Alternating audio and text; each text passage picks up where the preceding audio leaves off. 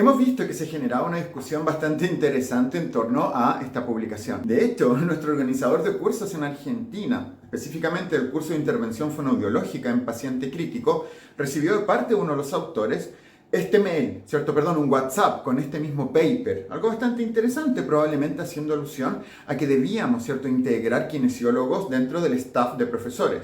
Los cuales evidentemente están considerados, pero bajo la perspectiva, de nuestro equipo. Una perspectiva que no solo se rige por una línea, marcada en la evidencia de Chile, sino que a nivel internacional hemos trabajado con docentes de Asia, de Europa y de Estados Unidos, en base a los cuales también hemos buscado estructurar estos cursos. Y por eso queremos también dar una opinión en torno a este paper. Hay cosas en las que podemos, estar de acuerdo, otras en las cuales no estamos de acuerdo. Y lo interesante también es poder revisarlo. Así que acá va, el pequeño análisis. Entre estos temas, por ejemplo, hablando ya desde la perspectiva de roles, los fonoaudiólogos, kinesiólogos, terapeutas ocupacionales, todos los profesionales de los equipos de intervención y el equipo médico en la actualidad tienen evidencia que sustenta su participación y sus roles prácticamente desde los años 80. Tenemos una aproximación bien interesante que conduce a la estructuración del primer equipo. De hecho, era un centro de intervención especializado en deglución del Hospital Johns Hopkins,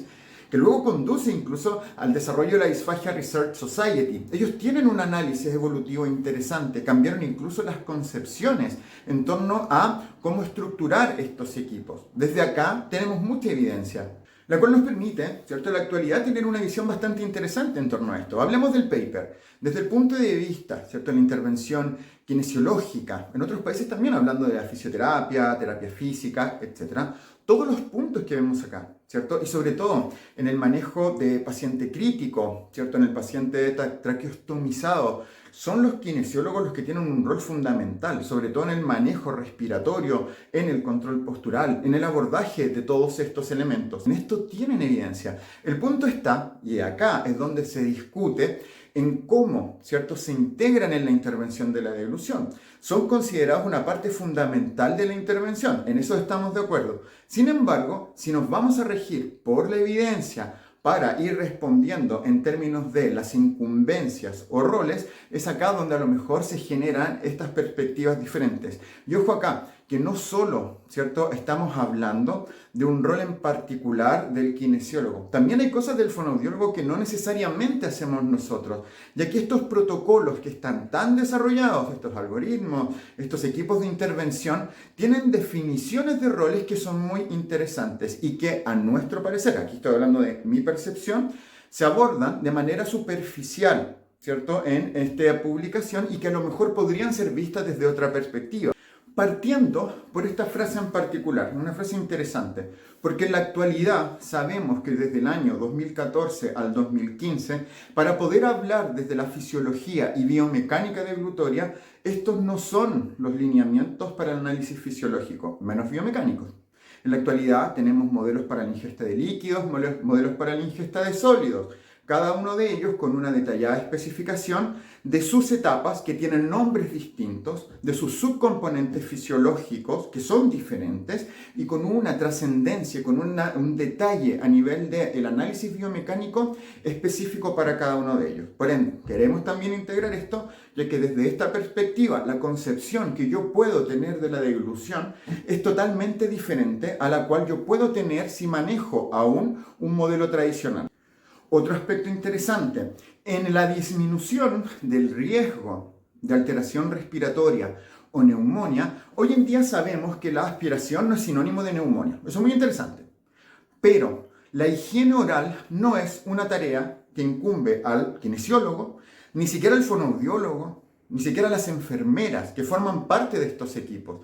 Y esto es muy importante, ya que esto tiene una estructura interesantísima de análisis. La disminución del riesgo de neumonía depende desde la estabilización del estado de salud general del usuario, potenciación de la respuesta inmune, la higiene oral, la potenciación deglutoria, la respuesta tusígena, la escalera mucociliar, los sistemas de transporte de agua del sistema respiratorio.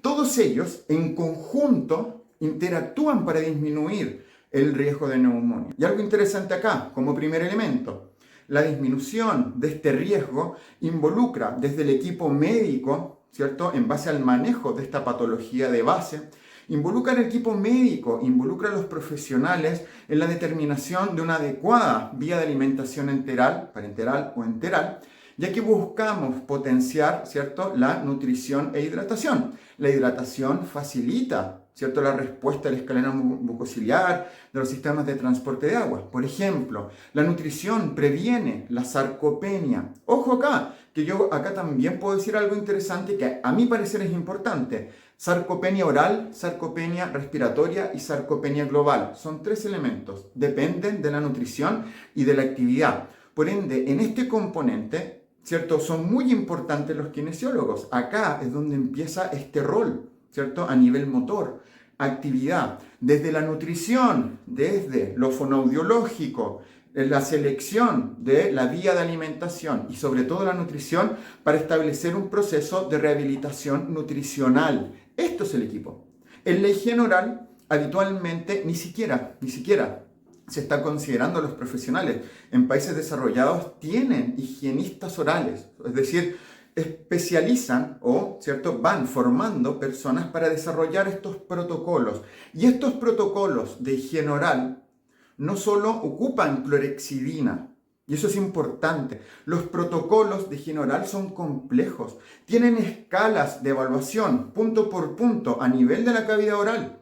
Cada punto entrega en una escala ordinal, ¿cierto? Va a entregar una puntuación que, en base a esta puntuación final, genera, ¿cierto?, un nivel de severidad. Cada nivel de severidad tiene una especificación de procedimiento, cepillado dental, uso de soluciones, etc. Y en ese punto hay algo interesante.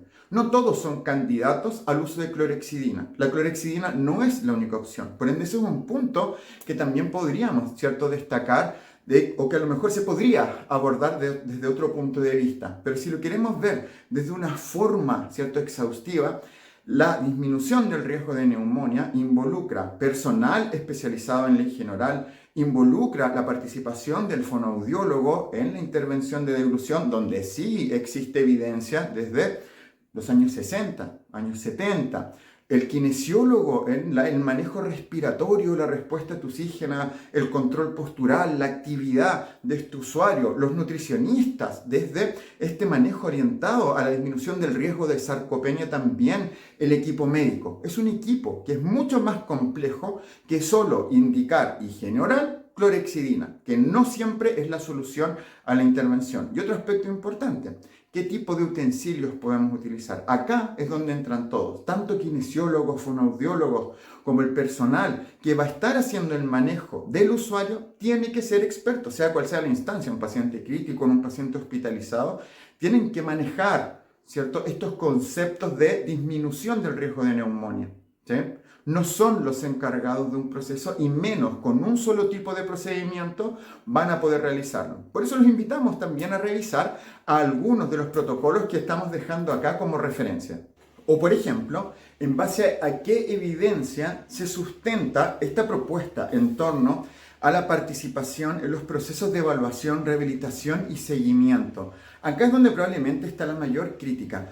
Yo personalmente quiero dar una opinión. Me di el trabajo de leer el paper y creo que hay un pequeño error de interpretación que probablemente cuando Martin Brodsky responda a estos colegas, ¿cierto?, que preguntaron y que fueron también que enviaron este paper, va a llegar o va a decir algo similar a lo que vamos a hablar ahora.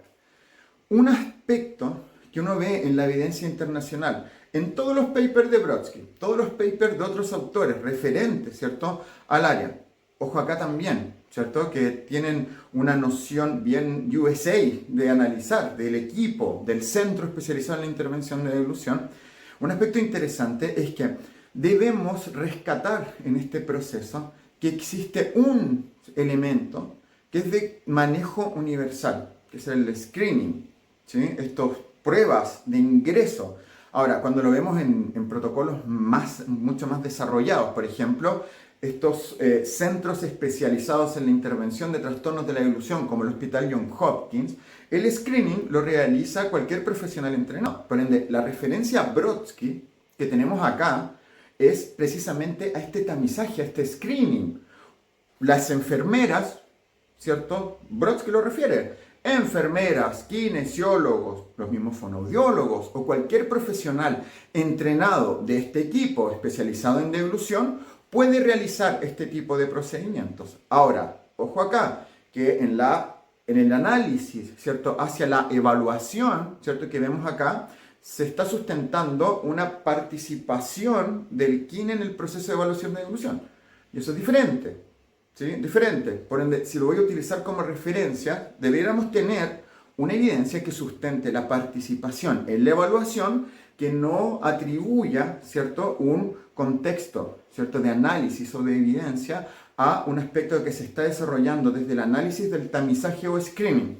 ¿Por qué? Porque los procesos de evaluación, cuando nosotros leemos los papers de Brodsky y de todos los otros profesionales que están inmersos en el área, obviamente hablan de un proceso de evaluación integral. ¿Qué es una evaluación integral? Revisemos las guías clínicas. Existen guías clínicas de Australia, de Escocia, del Reino Unido en general actualmente, Holanda, Canadá, Estados Unidos, de Asia, que son muy interesantes, donde la evaluación de deglución en particular se asigna tanto por un rol histórico como por la incumbencia en la formación, ¿cierto? Así como también por el hecho de que fueron fonoaudiólogos los que desarrollaron estos protocolos.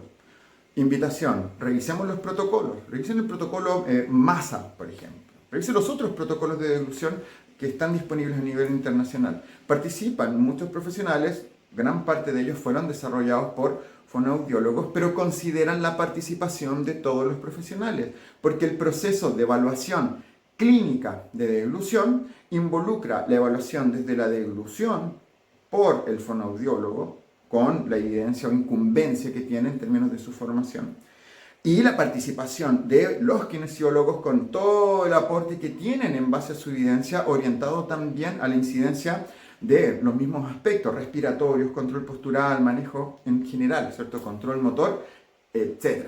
Toda la participación. Terapia ocupacional también entrega su información en la evaluación clínica. Hay aspectos interesantes desde la terapia ocupacional, orientados hacia el proceso de alimentación, hacia también la integración sensorial para favorecer la estimulación sensorial. Se destacan profesionales odontólogos que forman parte de los equipos para el proceso de disminución del riesgo de neumonía. Por ende, la evaluación integra en la evidencia muchos profesionales.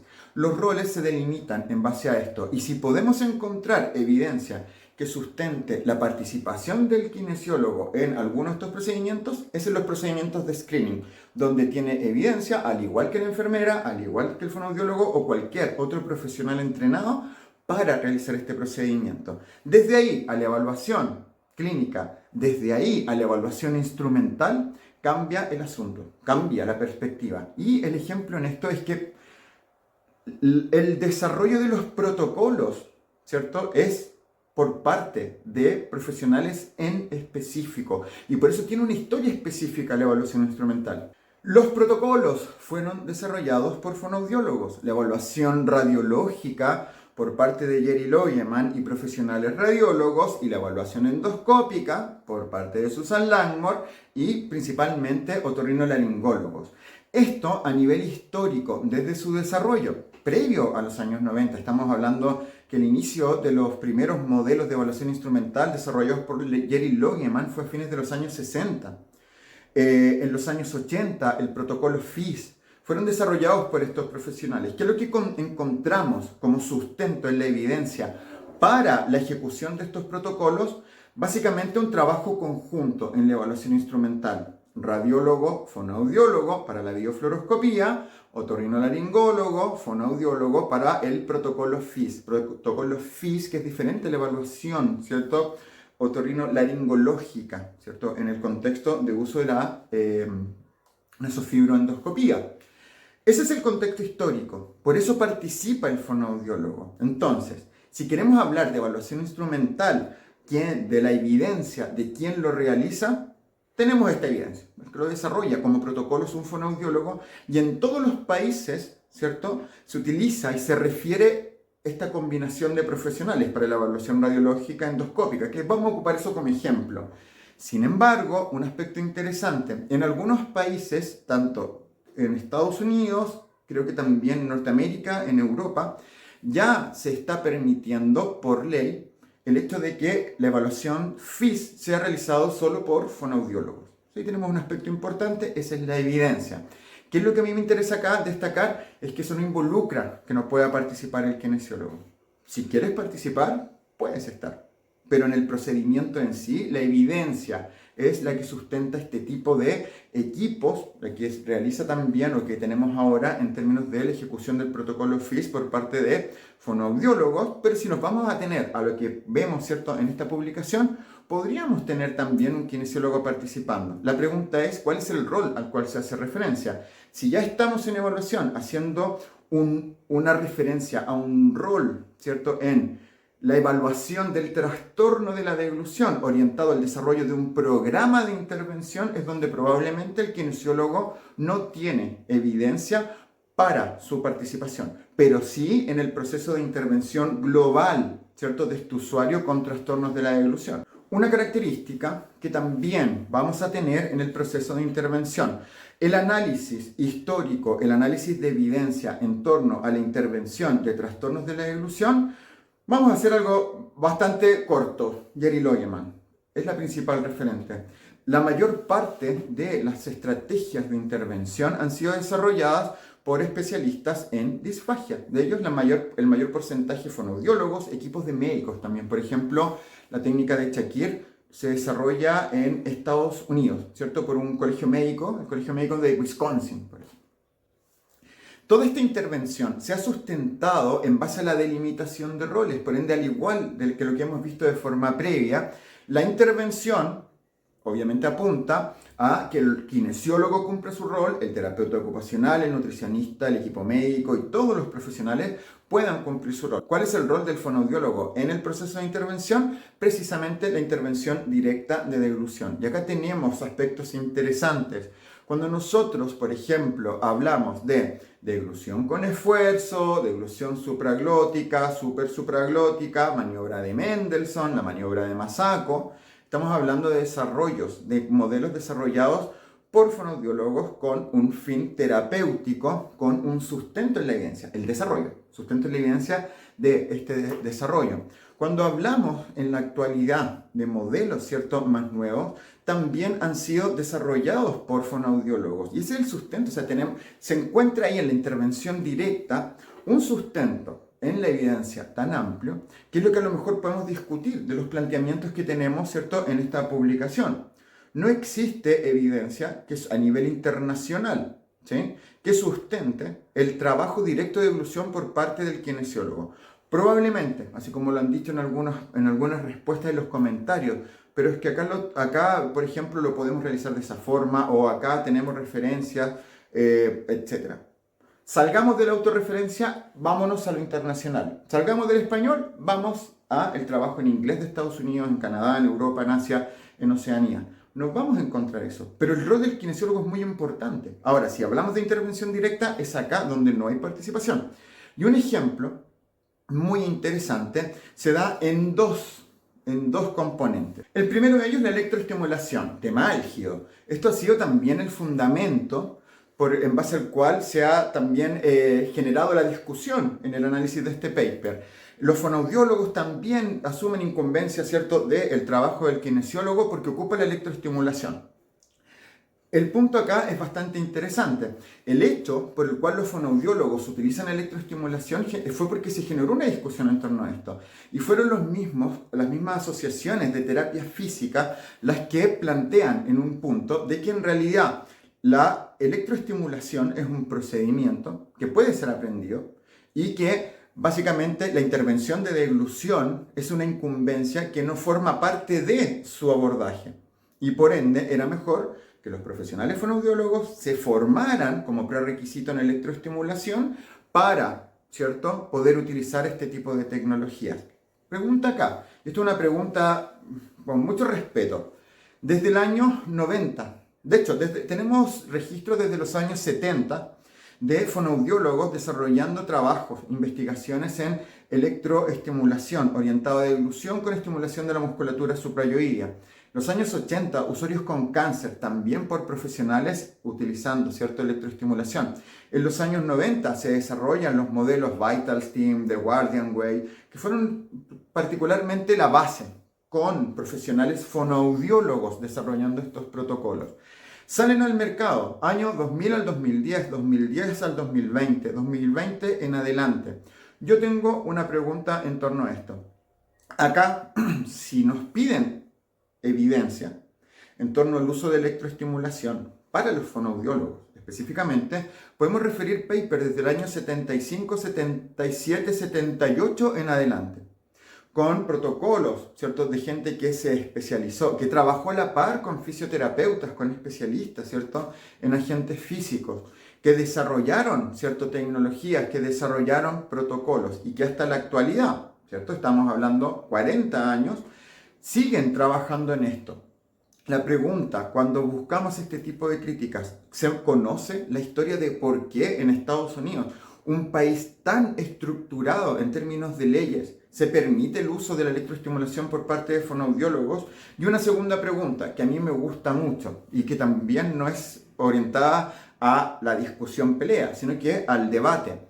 Si vamos a cuestionar esto, yo lo hablo desde mi rol de fonoaudiólogo, espero que los kinesiólogos también me puedan responder, y estás trabajando en deglución, ¿por qué no existe un solo protocolo de electroestimulación para deglución desarrollado por kinesiólogos? Es una propuesta interesante, una pregunta interesante más bien.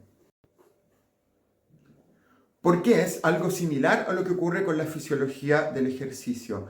La principal deuda que teníamos con la rehabilitación de deglución de forma histórica es que todas las estrategias de intervención, Masako, Mendelssohn, Shakir, Setar, ejercicios asociados a la apertura del maxilar inferior, etc., eran ejercicios que no lograban demostrar, ¿cierto?, una efectividad, ¿cierto?, alta. Tenían algunos sesgos, tenían algunas críticas. Y la solución a esto se encontró en base a la fisiología del ejercicio. Un área en la cual nosotros trabajamos por muchos años, desarrollamos y venimos desarrollando desde el año 2010, trabajando con fisioterapeutas, trabajando con entrenadores deportivos, con especialistas en neurociencia, hemos venido desarrollando protocolos objetivos de intervención de deglución que apuntan a solventar estos problemas. Y al igual que la electroestimulación, también ocurre lo mismo. Si intervienes deglución y eres kinesiólogo, la pregunta es la siguiente. Si tienes 5, 10, 15, 20 años de experiencia, no existe ningún protocolo de intervención de deglución desarrollado por un kinesiólogo basado en la fisiología del ejercicio. Y esta área es de incumbencia kinesiológica. Se extrae, ¿cierto? Se extrapola en base al trabajo conjunto y se desarrollan estos protocolos. Si quieres evidencia, lee. Podemos leer también, ¿cierto?, para fonos, kines, para todos los profesionales, leer acerca de McNeil Therapy. Giselle Carnaby es una fonoaudióloga de Estados Unidos que desarrolla este modelo de intervención y tiene muy buenas referencias, muy buena evidencia en torno a su uso, a este trabajo objetivo basado en la fisiología del ejercicio. Por lo antes descrito, y en modo de resumen, personalmente creo que esta discusión es bastante interesante. Tenemos una propuesta. A mi parecer, se está tratando, bajo este tipo de publicaciones, de posicionar al kinesiólogo en su rol en el manejo de paciente crítico. Pero también genera controversia por un hecho importante. Si bien se refieren ciertas áreas de competencia kinesiológica, hay áreas que no lo son. Lamentablemente, esto no es un tema de quién tiene o no la razón, ¿sí? En base a lo que yo pienso, o lo que uno como profesional piensa. Acá los problemas se debieran solventar y solucionar en base a lo que tengo como evidencia. La evidencia histórica, tal como lo hemos hablado a lo largo de este video, sustenta la participación de uno y otro y muchos profesionales. Y por ende tenemos cosas interesantes que destacar. El rol del kinesiólogo es muy importante en los equipos multidisciplinarios. Es muy importante que podamos trabajar en conjunto, fonoaudiólogos, kinesiólogos, terapeutas ocupacionales, nutricionistas, psicólogos en algunos equipos, odontólogos, los equipos médicos, radiólogos, otorrinos, neurólogos, etc. Es importante. Pero es importante también poder, ¿cierto?, solventar estas discusiones en base a lo que tengo como referencia y como evidencia a nivel internacional. Nosotros habitualmente tenemos un poco más de problemas en esto porque estamos recién sentando las bases. Este tipo de paper no necesariamente va a sentar bases para el trabajo en un área en particular, sino que sienta las bases para estas primeras discusiones, primeros análisis también, para llegar posteriormente a consensos. El camino final de todos estos consensos es que finalmente se debe, ¿cierto?, respetar este curso natural que ha tenido, ¿cierto?, la intervención de devolución a nivel histórico, con todos estos profesionales respetando sus incumbencias clínicas, respetando también el manejo que tienen y que pueden realizar de cada usuario. Aspectos que también hemos visto no necesariamente centran esta discusión en fono y kine. También hay ejemplos desde otras áreas, por ejemplo, la disminución del riesgo de alteraciones respiratorias, donde vimos que en realidad el personaje principal puede ser otro profesional. Es por este motivo que vamos, por ejemplo, ya próximamente a publicar un paper donde vamos a responder a esta publicación en particular en base a la intervención de la evolución, en base a los criterios, en base a la evidencia.